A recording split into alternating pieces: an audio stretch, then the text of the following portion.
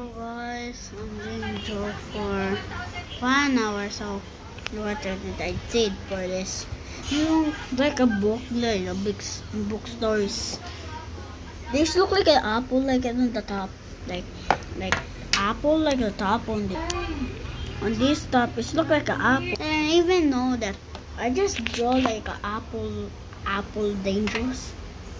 Guys, just comment down below. What is apple dangerous? I don't know an apple. And what did I do? Just wait for a while and I'll tell you something. Now look, how many minutes did I do? Oh. Look on your back. Look on your back. See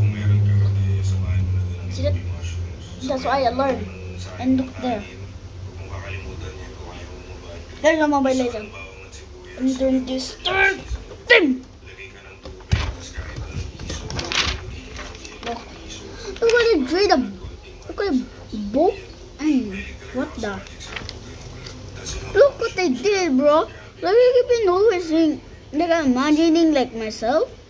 Bro, I have my. You know why? I was I was chasing like a book.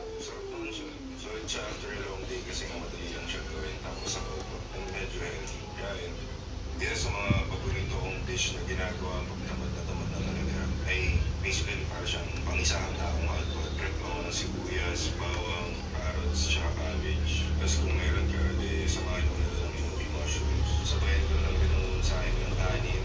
Kung makalimutan yun, kumain ko ng bad grip. Isa ka ng bawang at sibuyas, and then don't forget to season it with salt. Lagay ka ng tubig, tapos kahit anong iso, nilagay ko dito parang yellow ng iso. Dashi powder at konting magic syrup. Mahilig talaga ako sa magic syrup.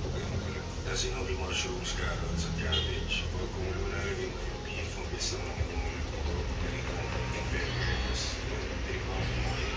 Lipat mo siya sa mga tapos nagawa ko na sausawan. Simple lang to. Oyster sauce, sopa, soy sauce, tsaka chili garlic. Nabigay sa akin ni Jenner. Salamat sa pasalubong. Masarap siya. Tapos yung kain na, masarap naman siya. So it's after a long day kasi nga madali lang siya gawin. Tapos sa bawang and medyo heavy.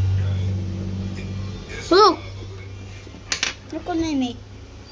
Look what I made. Hindi naman dati, kapit na pamilya kaya gagawa ko ng merienda. So naisipan ko gumawa ng pika-pika type lang. Madali, mabilis, pero malakas ang aray. Inspired to sa chorizo pero wala akong chorizo. So ang ginamit ko, kapanatuan longganisa. Basic lang para sa isang basic na harap. Habang hinihintay ko yung longganisa, gumawa ng sarili kong salsa. Niluto ko lang yung kamatis rekta sa apoy. Tapos tamang tik-tik lang ng sili, tsaka ng bawang na may konting asin sa isang mortar and pestle, and then blitz. Pagkatapos yan, magsasote lang rin ako ng konting sibuyas pang dagdag toppings. Pag-uwi ng mga 3 peso, nilagay ko dito yung shredded na Tex-Mex, mozzarella, tsaka melty processed cheese. Tapos yan, okay na yan. Gusto ko lang share mo. Maraming salamat dun sa nagtag sa akin sa post ni Jerry. Kung di dahil sa'yo, hindi ako magkakaroon ng lakas ng loob para mag-reach out sa kanya. Hindi magtuturo lang ako ng mabilis. Sakayin tayo sa apoy. Gamit ko dito basmati rice at ang ratio ko is 1:1.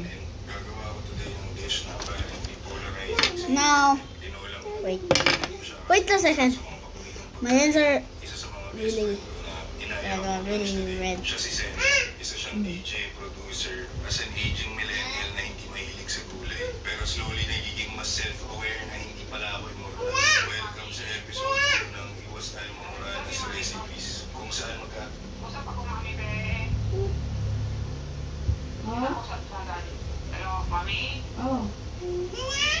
Ako sa Gustemi? Ang sabon niya ano ba? Ay, walang sabon na si Kali ba? Look what I did. It's very long here. It's Babino, guys. Today is no school, bro. Ano yung kay daddy sa di? Joking, bro. Bro, I'm just Tagalog. I know to speak Tagalog. Onde? I am Tagalog. Kamusta ka?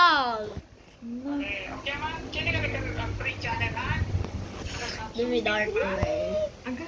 Like a brother, like a baby, bro. He's Papaya. Ang Chowking? Ang Chowking din?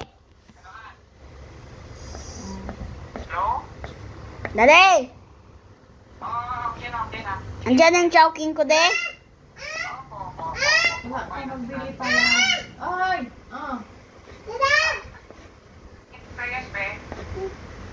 Ito ka na make. Ito ka na make to. See? Use it!